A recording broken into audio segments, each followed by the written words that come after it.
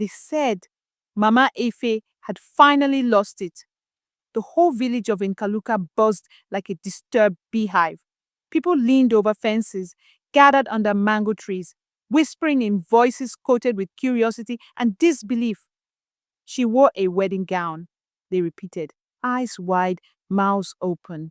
Not just any wedding gown, an old white dress wrapped in lace and memories. And not to her own wedding, no, to her son's wedding. In a land where traditions ruled and elders led with dignity, Meme Eve's action was like thunder in dry season, loud, unexpected, impossible to ignore. Young girls giggled behind hands. Old women frowned and hissed through their teeth. But Meme Ife, she walked through it all with a quiet dignity, her chin held high, her eyes lost in a place no one else could see. The gown shimmered in the sun like a ghost from another life, and no one dared ask her why. Not yet. Obinna stood tall under the canopy of palm fronds, dressed in his finest agbada, the golden embroidery catching the sun's playful glints. Today was supposed to be perfect. His bride, Neka, was everything his heart had hoped for. The drums beat joyfully, the village gathered, and elders sat proudly in their chairs. But all that faded when she arrived. Mama Eve, his mother, wearing that gown. People gasped. Obinna's heart dropped. His smile faltered. Why would she do this? Was she trying to ruin his day, embarrass him in front of everyone? His bride looked confused. Whispers followed Mama Ife as she moved through the crowd, her dress trailing gently behind her like forgotten dreams. She said nothing, only nodded as she passed by familiar faces. Obinna clenched his fists. The joy he felt was now tangled with anger and shame. This was his moment, and yet, somehow, it now belonged to her. Long before Obinna's big day, there was another day, one soaked in rain and heavy silence. Mama Ife, young and full of hope, had once waited in a room lit by a single kerosene lamp. She wore a wedding gown then too, white, simple, beautiful. But the groom never came. They said he fled with another. Others claimed he drowned crossing the river. Mama Efe never spoke of it. She packed the dress away in a wooden chest and buried the memory like a corpse too painful to mourn. That chest stayed locked for decades until the night before Obinna's wedding, when she opened it with trembling hands and tear-filled eyes. The fabric smelled of time and forgotten promises. She didn't smile, she didn't cry, she just stared at the gown as if it held the answer to a question no one ever dared ask. And in that quiet room, lit again by a kerosene lamp, she made a decision that would shake the village and awaken a story long buried in the dust of yesterday. Neka had dreamed of these days since she was a little girl, dressed in flowing wrappers, dancing barefoot in her mother's compound. She imagined smiles, music, blessings from the elders, but she hadn't imagined her mother-in-law in a wedding gown. Standing beside Obinna, she felt a tightness in her chest. Was this some twisted test? A hidden grudge? She glanced at Obinna, hoping for assurance, but his eyes were fixed on his mother. The drummer slowed. The air grew thick. Guests looked from bride to groom to the old woman in white. Neka forced a smile and tried to ignore the burn of 1,000 eyes. But inside she wondered, who is this woman I'm marrying into? Was Mama Ife broken, or was there something deeper? Something no one had dared to tell her. Under the carved Iroko shelter, the elders shifted uncomfortably. Chief Udoka leaned close to Elder Ifeka. This is shameful, he hissed. A mother competing with her son's bride? Ifeka stroked his grey beard and said nothing at first. Then with a sigh, He spoke. She is not mad. Mama Efe carries pain, one many have forgotten, but not her. The younger ones laughed it off, but those who had lived long knew.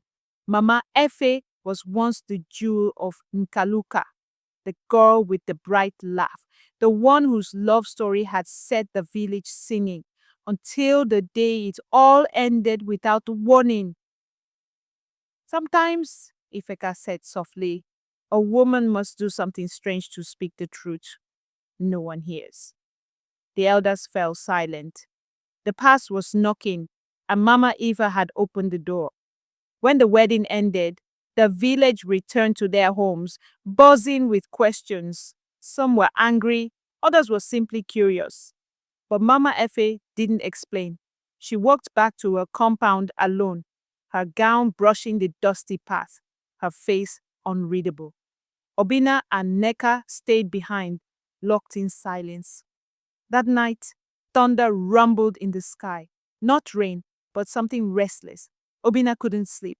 He sat outside, watching the moon hide behind clouds. The question burned in him. Why, Mama? Why today? Why that dress? His bride lay inside, her back turned. Joy had become confusion. Love had been shadowed by something unspoken. And somewhere in the night, Mama Eve sat by her wooden chest, her fingers tracing the faded lace. She whispered to no one, maybe now he'll remember. The next morning, Mama Efe unlocked the chest once more. Hidden beneath the gown, folded and yellowed with time, lay a letter. The paper trembled in her old hands. She remembered the words before her eyes even met them.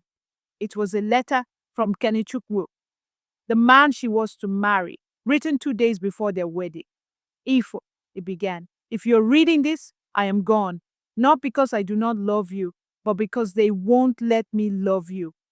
Her heart clenched. Even after all these years, his people had chosen another bride for him, a political alliance. He had begged his family, fought even, but in the end, he lost. She never received the letter.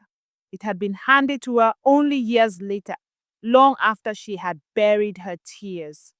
That letter never left the chest again, until now. And holding it in her hand, Mama Ifa remembered everything, not just the pain, but the love. She wore the gown for him, for what they never had. Obinna stood at her doorstep, the morning sun casting long shadows behind him. Mama, we need to talk, he said, voice tight. Mama F didn't look surprised. She had been expecting him. Inside, they sat across from each other. No one spoke for a while. Then Obinna said, why did you wear that dress? Why ruin my day? Her eyes met his, calm, unshaken. Because it was the only way to be seen, she replied. Obinna frowned. Seen by who? She placed the letter in his hand. As he read it, the anger in his eyes softened into confusion, then sorrow. He looked up slowly. You never told me. How could I? She whispered. You are a child, and the world doesn't listen to a woman grieving a love that never got to breathe. Obinna sat in silence. The story behind the dress was more than scandal. It was a wound, still open. Back in her room, Neka stared at her reflection. The beads in her hair, the gold on her wrists. They all felt heavy now. She had grown up respecting traditions. Elders were to be revered. But how do you respect what you don't understand? She stepped out into the compound and found Obinna, still holding the letter. Is she all right? Neka asked gently. Obinna nodded slowly. She is, but she's also not. He explained what the letter had said, what his mother had lost. Neka listened, really listened. And as the sun rose higher, she realized something. Weddings aren't just about flowers and music. They are crossroads of past and future. And sometimes the past refuses to be silent. She held Obinna's hand. Let's talk to her together, she said. Not as a daughter-in-law, but as a fellow woman. Mama Efe sat beneath the old guava tree, her hands resting on her lap, the wedding gown now folded beside her like a quiet companion. Haneka approached slowly, with Obinna just behind. Mama, Neka began, voice steady. May I sit with you? Mama Efe nodded. The silence between them wasn't awkward. It was waiting, pregnant with understanding. I didn't know your story, Neka said. I judged too quickly. Mama Efe looked at her, eyes moist but not broken. Most people do. Even I judged myself for years. Obina listened, unsure where to stand in this exchange between two women, one older, one younger, both touched by love's sharp edges. Mama Efe reached out and placed a hand over Neka's. I worried to grieve out loud for the girl I was, for the love that never lived. And just like that, three hearts sat under that tree, no longer strangers to each other's silence. Word spreads fast in Nkaluka, but understanding moves slower. By midday, curious neighbors crept near Mama Efe's compound again. But this time, they came not with laughter or whispers, but questions, honest ones. Mama Ife, is it true? One woman asked softly, that he never came? Mama Ife nodded. He didn't come, but his memory never left. She didn't cry. She simply spoke. And in doing so, she poured out years of buried truth. One by one, people began to listen, truly listen. Some remembered, some apologized. One elderly woman even wept. I was one of those who called you cursed, she said. Forgive me. Mama Efa touched her hand gently. Time teaches all of us, if we let it. And so, what started as a scandal became a circle of healing, right there in the red soil of Onkaluka. Later that evening, Neka returned to Mama Ife's house alone. She held something wrapped in soft blue cloth. I made this for you, she said. Inside was a small hand-woven purse, stitched with delicate beads. On it was a single symbol, Ife, the Igbo word for love. You didn't get your day, Mama, but your story changed mine. You taught me that love isn't always loud. Sometimes it's quiet, brave, and unfinished. Mama Efe took the gift, hands trembling. A tear rolled down her cheek, her first in years. Not of sorrow, but of release. She hugged Neka, and for the first time in decades, she smiled without effort. The past hadn't disappeared, but now it had space to breathe. And in that moment, she wasn't just Obina's mother or the village widow in white. She was Mama Ife, the woman whose pain became her power. The wooden chest in Mama Ife's room no longer creaked when opened. It stood uncovered now, no longer a tomb of memories, but a doorway to healing. Mama Efe began to place new things inside. Her son's wedding program, Neka's beaded purse, even a fresh white handkerchief embroidered with the word Ife. Obina watched her one evening, arms folded. You're not locking it anymore, he asked. She smiled softly. No, some things must remain open. My son, pain left too long in darkness turns bitter, but when shared, it softens. He stepped closer. I wish I had asked you about your past sooner. She touched his cheek gently. You were not ready to hear it, and maybe I wasn't ready to tell it. The past would always be there, but now it lived beside hope, not in place of it. Neka began seeing her marriage through a different lens. She no longer feared Mama Ife's silence or strange ways. She now understood that the woman's quiet was not cold, it was layered, like yam peeled back with care. One afternoon, she sat with the older women in the village, listening to them share tales of heartbreak, survival, and strength. Mama Afe isn't the only one said, her voice like wind over dry leaves.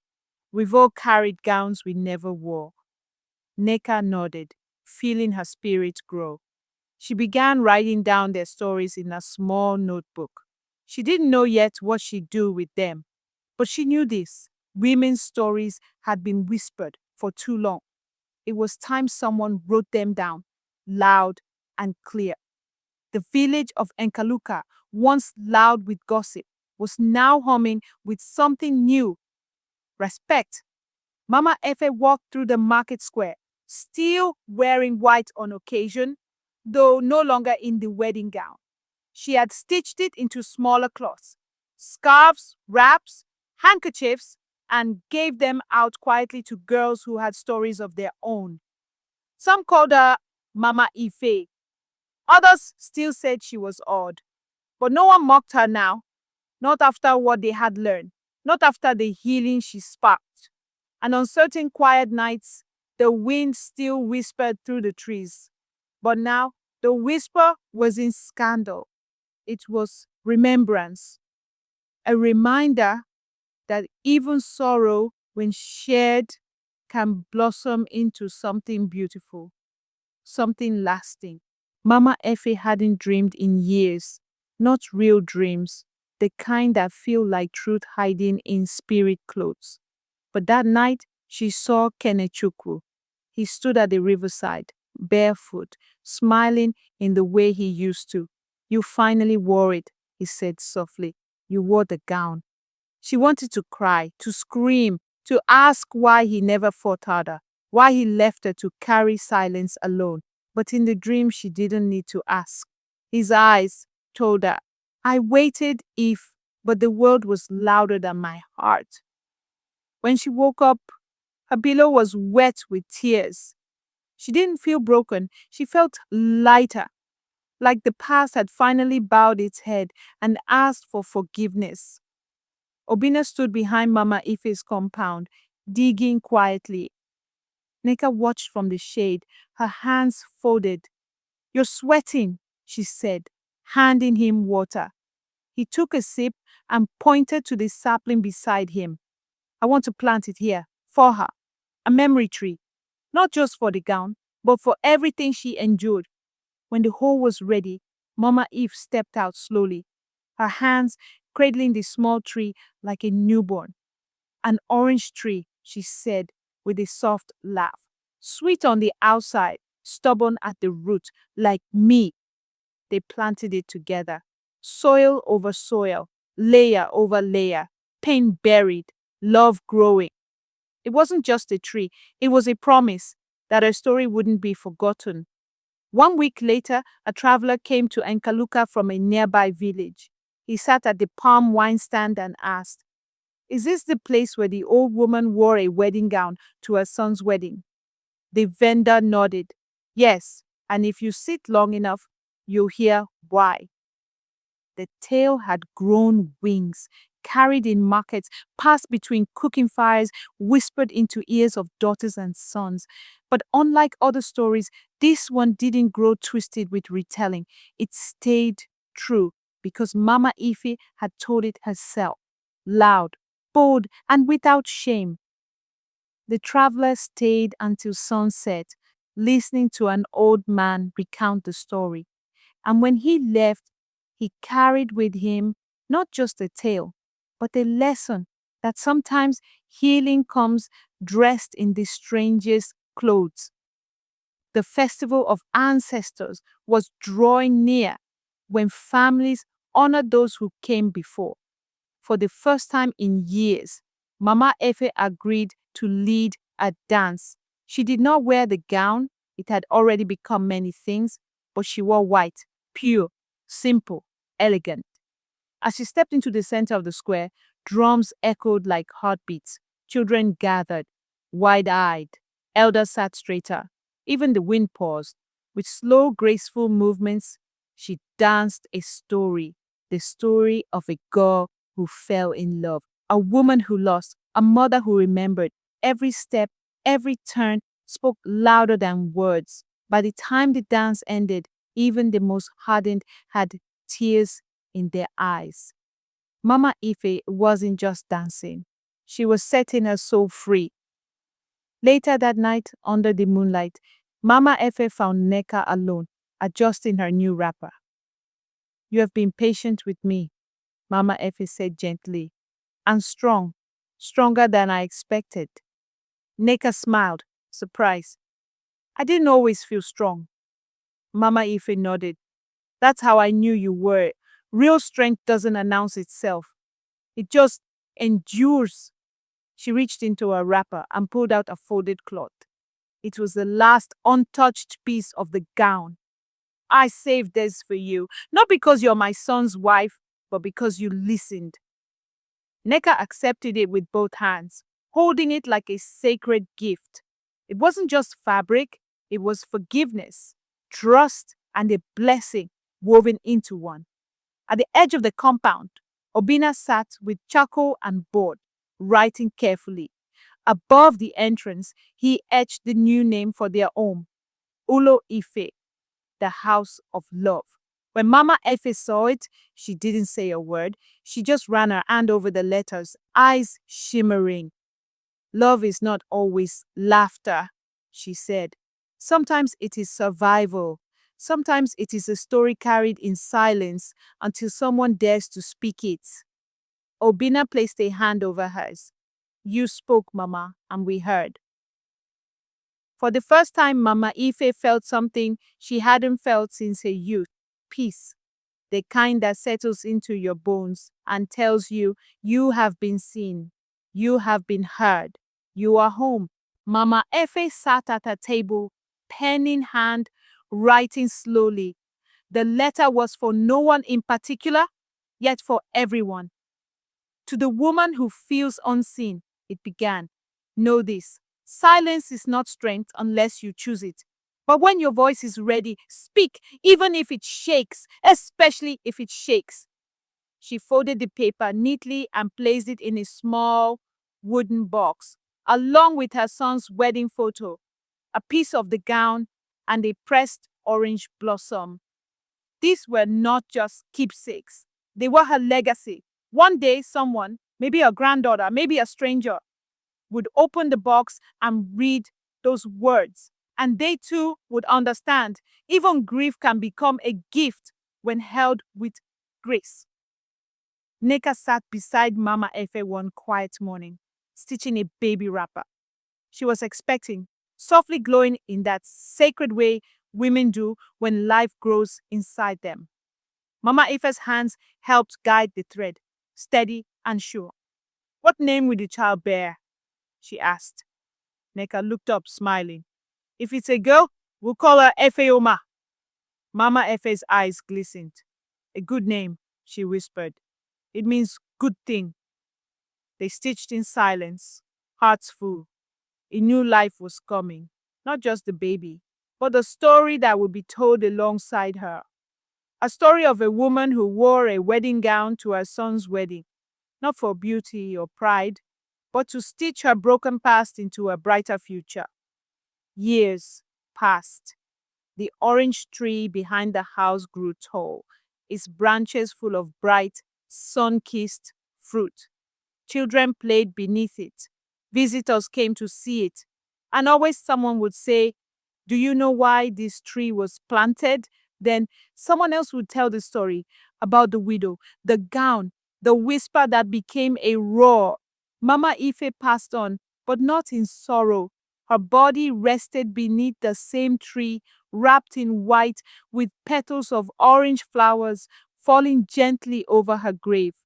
And just as the tree bore fruit year after year, so did our story, nourishing souls, softening hearts, reminding everyone in Nakaluka and beyond that love, though delayed or denied, always finds its way home